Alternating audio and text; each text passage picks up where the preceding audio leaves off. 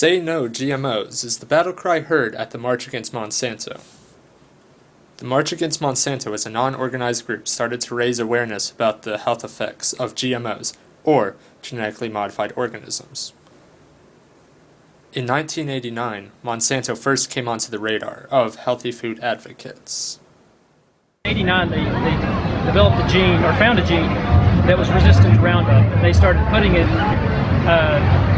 using it in their corn. It started out, and made it to where their corn seed was resistant to Roundup. Therefore, they would spray the whole field with Roundup, and the weeds are supposed to die off. But now the weeds have taken on that same gene, and the weeds aren't dying off. And however many times the farmers spray the fields with Roundup, that's what's going into your digestive system. The health effects long-term just aren't researched enough, and I think it's a big issue.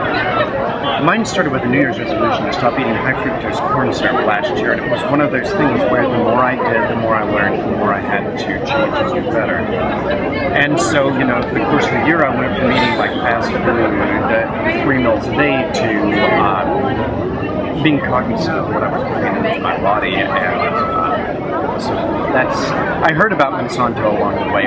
Once I started to research what I was eating, I was like, oh my God, I can't believe I've been doing this to myself, and that other people willingly do this to themselves.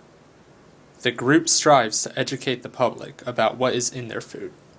In educating people, we look to make it to where they can make choices and educated decisions, because there's no labeling on the foods. But if you know, like I know, if it's got corn oil or soybean oil in the product, more than likely it's genetically modified food. And those two items are used heavily within processed foods. The Non-GMO Project was created to push for more information on food packaging. We say March Against Monsanto, and on a personal level, for me it's just about labeling the food, not so much pulling it off the market. People just need to be given a choice, but an informed choice. People, we have the right to know what's in our food. A lot of the corporations don't completely give all the full truth on things. GMOs are in about 80% of conventional processed foods. To avoid GMOs, look for non-GMO project verified labels.